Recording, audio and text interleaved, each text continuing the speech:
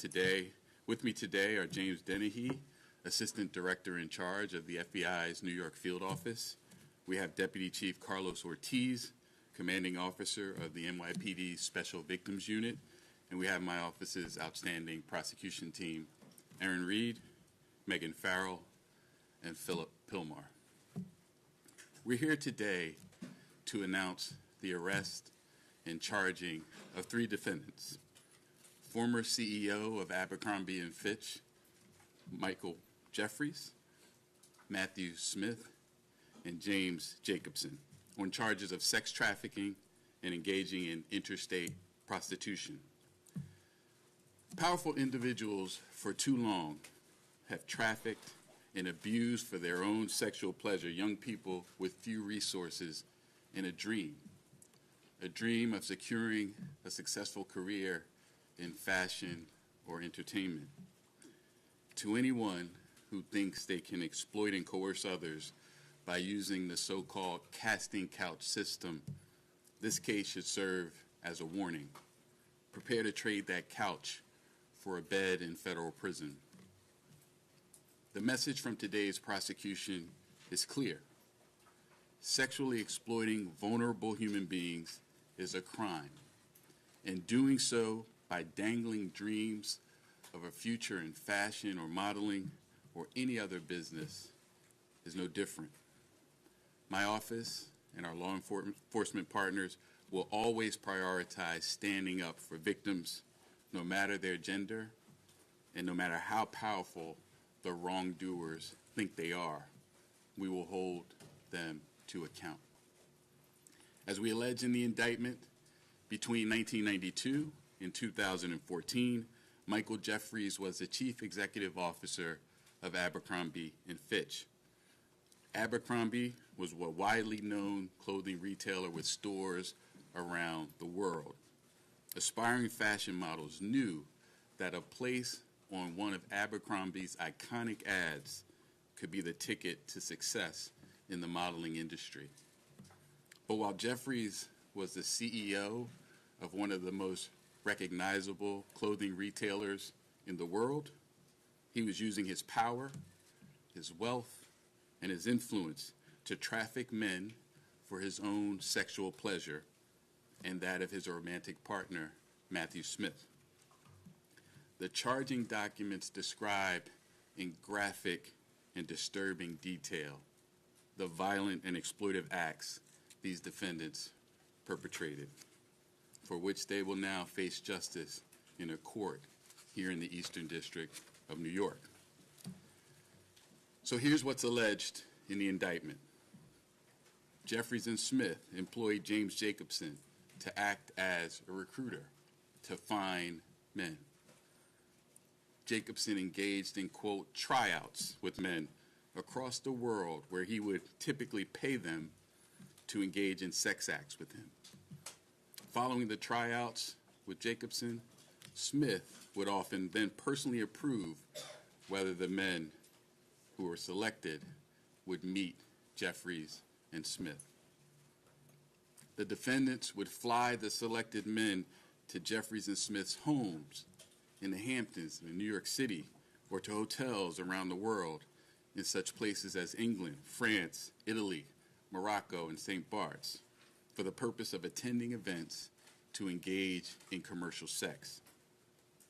But beyond simply hiring men for sex, Jeffries, Smith, and Jacobson used force, fraud, and coercion to traffic those men for their own sexual gratification. For example, as alleged, the defendants employed a referral system and an interview process that did not inform the men of the details of the sex events before they attended, including the full extent and nature of the sexual activity that would be required of the men at these events.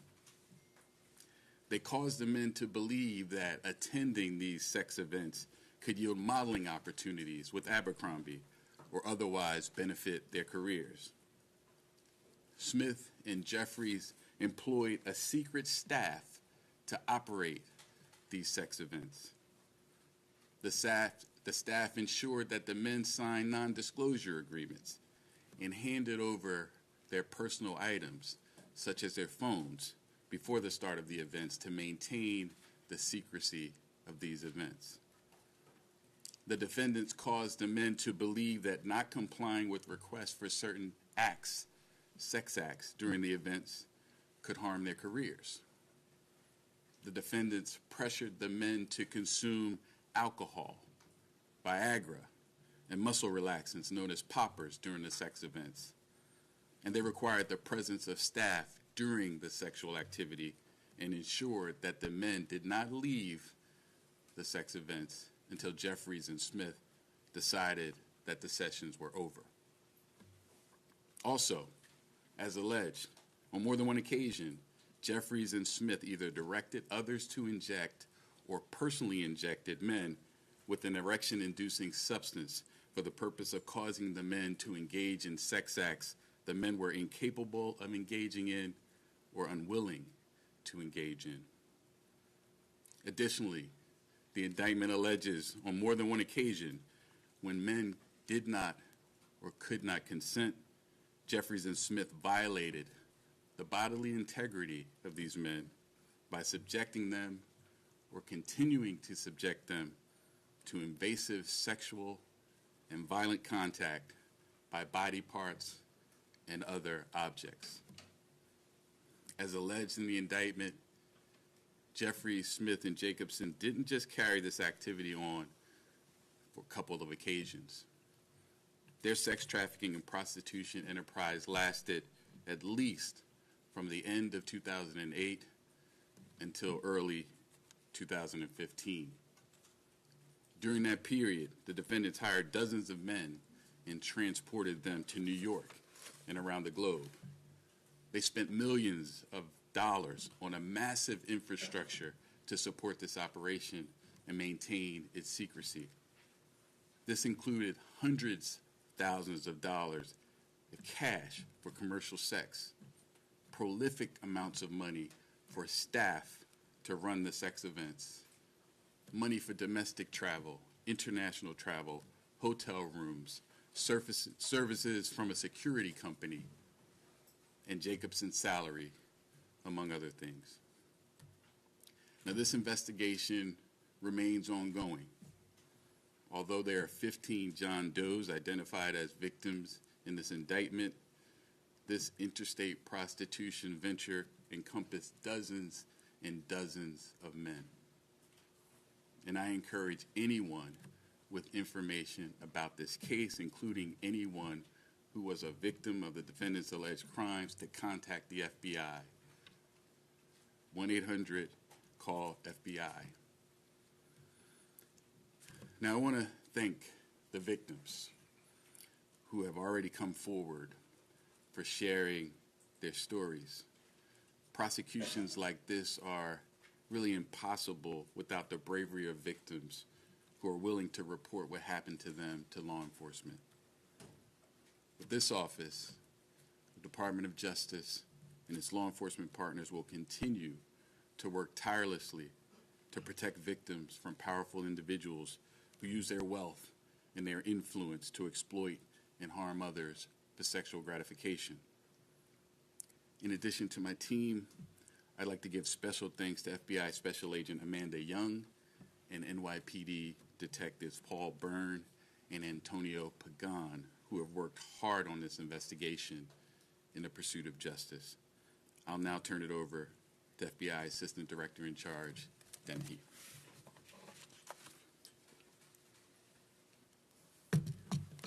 Thank you, Breon. Good afternoon. I'm Jim Dennehy, Assistant Director in Charge of the FBI's New York Field Office. Today's indictment highlights the abhorrent behavior of Michael Jeffries, Matthew Smith, and James Jacobson. What's alleged in the indictment is not only beyond disturbing, dishonorable, and disgraceful, but simply put, it's criminal. In short, these individuals are charged with running a prostitution and international sex trafficking business using a combination of force, fraud, and coercion to induce victims into participating in their illegal operations. The alleged behavior occurred here in New York City and in multiple countries worldwide. The defendants allegedly preyed on the hopes and dreams of their victims by exploiting, abusing, and silencing them to fulfill their own desires with insidious secret intentions. Despite the alleged efforts of Jeffries, Smith, and Jacobson to conceal their crimes, efforts that included threatening victims and requiring them to sign non-disclosure agreements, among other things, their plan failed. This case is yet another example of individuals using their wealth, power, or reputation to manipulate and control others for their own personal interests. I'd like to speak for a second to the victims in this case and others, both those who have come forward and those we believe are still out there. The FBI and our partners make it our mission to prioritize those who have been victimized by sexual predators. We know victims come from all walks of life. They're our neighbors, our friends, and members of our community.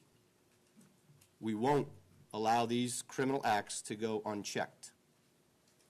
We know our agency, however, cannot combat this threat alone, and we remain committed to investigating and bringing these cases forward to prosecution with our partners.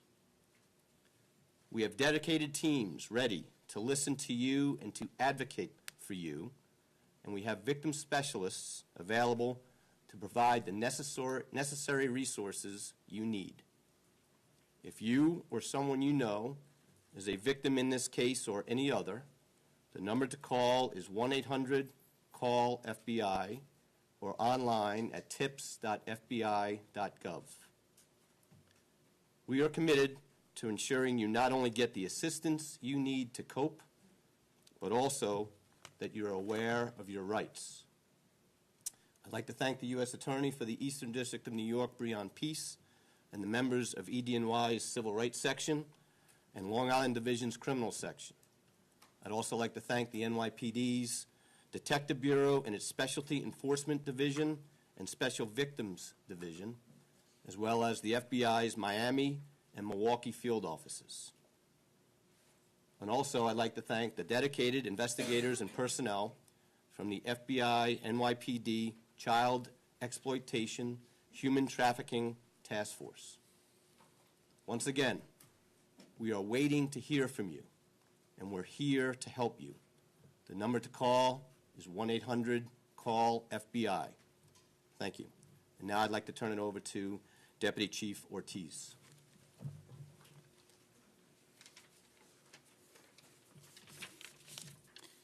Hello, my name is Deputy Chief Carlos Ortiz. I am the commanding officer of the NYPD Special Victims Unit. Good morning, everyone, and thank you for joining us this afternoon. The NYPD is committed to fighting for all victims of sexual violence. We stand here today with our federal partners as we continue that mission. Our continued collaboration allows us the necessary resources to ensure successful prosecutions.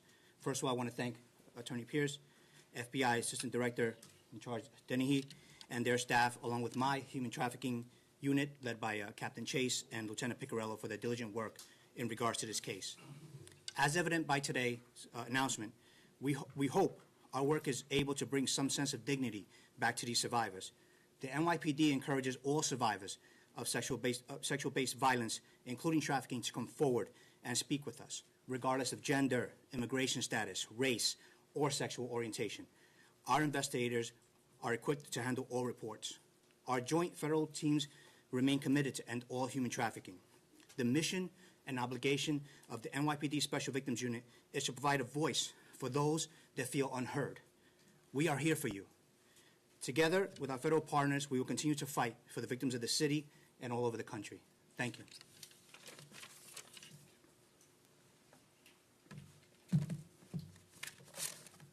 We'll take a few questions.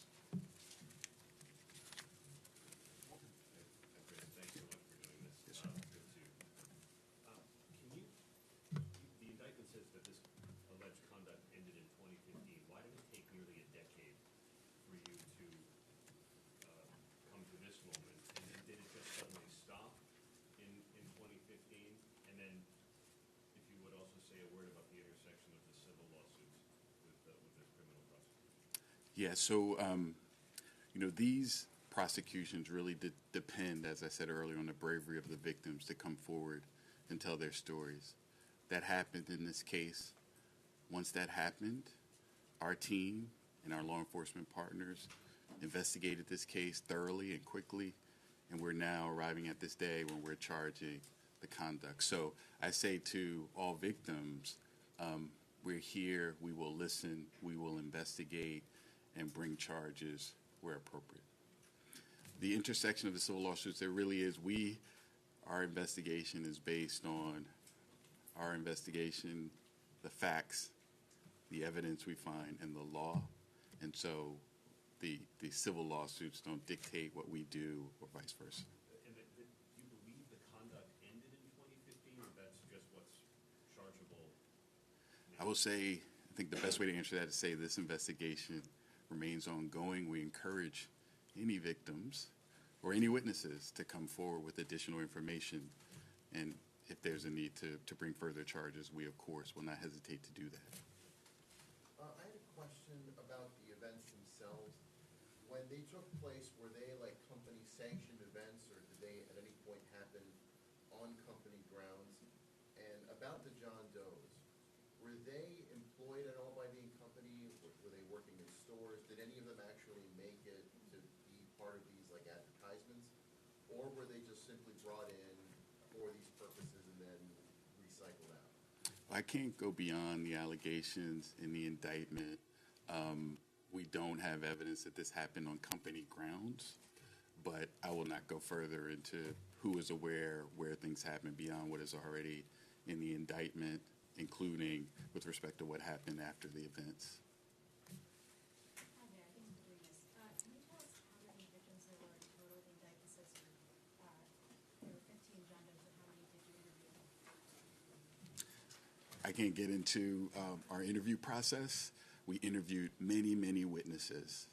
As I said, their team and our law enforcement partners did a very thorough investigation into this activity.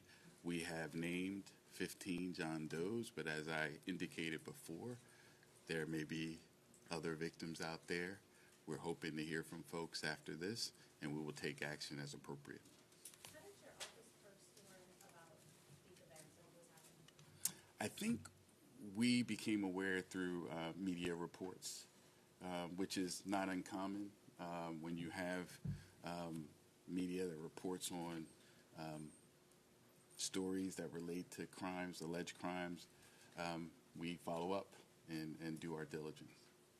Thank you for doing this, Darrell Miles, WABC. Two questions. I think I want to clarify a little bit on Mark Morales' point.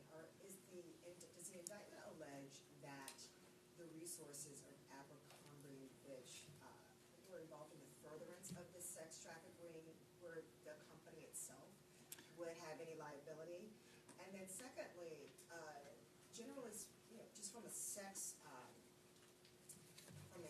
victims and sexual violence and the investigatory standpoint, we have this situation, these scenarios that are now victims are coming more forward publicly about power, control, manipulation of those who have aspirations. You have the Sean Combs case, you have this case. Are we finding that there are going to be more widespread investigations with regard to officials in power exploiting and manipulating people?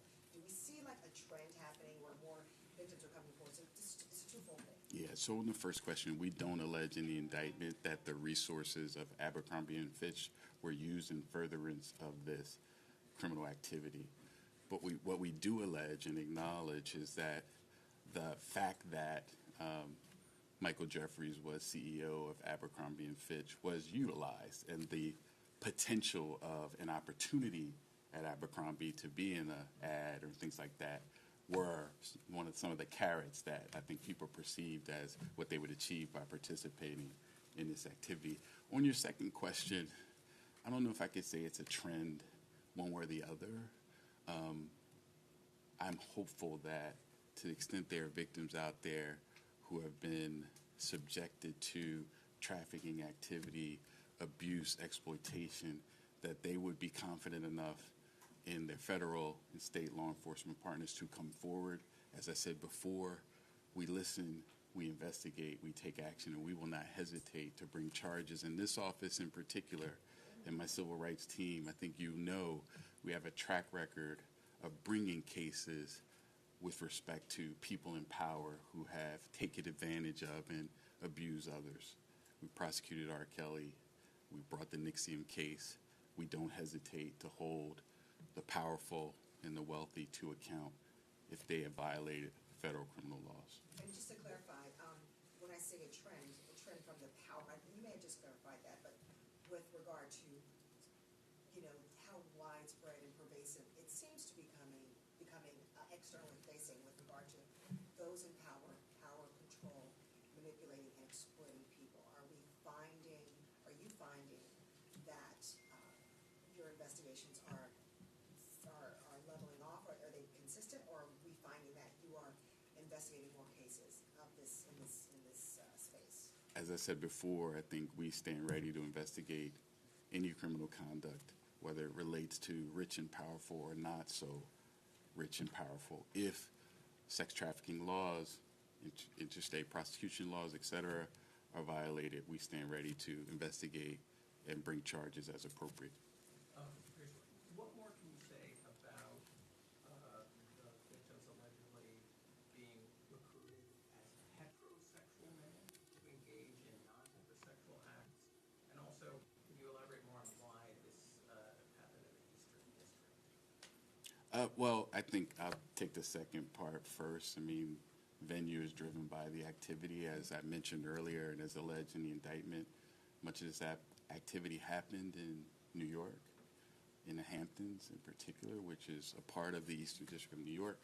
We have JFK International Airport, and travel comes to and through JFK, etc. So that's sort of the reason in part that we are bringing this case, among other reasons. There are victims here, etc. There's really nothing more beyond the indictment that I can discuss regarding why the choice was for heterosexual men, etc. I think I'm limited to what's there. Mr. Priest, Yeah. 2 points of clarification. One, when you said media reports, did you mean media reports in 2023 last year? I think, is that? Yes. And then these 15 people who bravely came forward, had any of them had previously complained to law enforcement, for example, local law enforcement? I can't comment on that. Any other questions? Jonathan? Sir, on another topic, there's great public interest in this city regarding corruption allegations. Only going to take questions on this topic. We're not answering any questions on other topics. We said that before the press conference started. Next question. Can you talk about what's going to happen next as far as when they're going to be in New York and when detention? Yes, so they will have their initial appearances in courts, Florida and I think Minnesota, and then they will be brought to New York or travel to New York to be arraigned. We're expecting that will happen either at the end of this week or early next week. In terms of detention, we put in a detention memo outlining our position for Matthew Smith. We are seeking detention in part, because he is a dual citizen of the United States and the UK. The risk of flight are particularly acute with him, and for the other two, we're seeking substantial bail packages. If those aren't met, of course, we expect that they would be detained as well. Obviously, those decisions are up to the judges who do the arraignment. Sorry if I can try on topic. In regards to evidence, you said phones were taken from many of the victims prior. Do you have any video on top of or other evidence besides the story of the witnesses that would help you substantiate the evidence? We have substantial evidence. We have travel records, we have financial records, we have testimony of victims and other witnesses. So we think we have a lot of evidence that corroborates the charges in this case. Last question.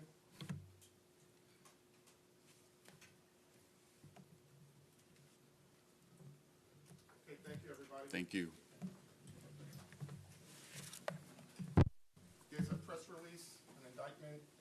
detention letter on the table when you go out. Feel free to help yourself to it.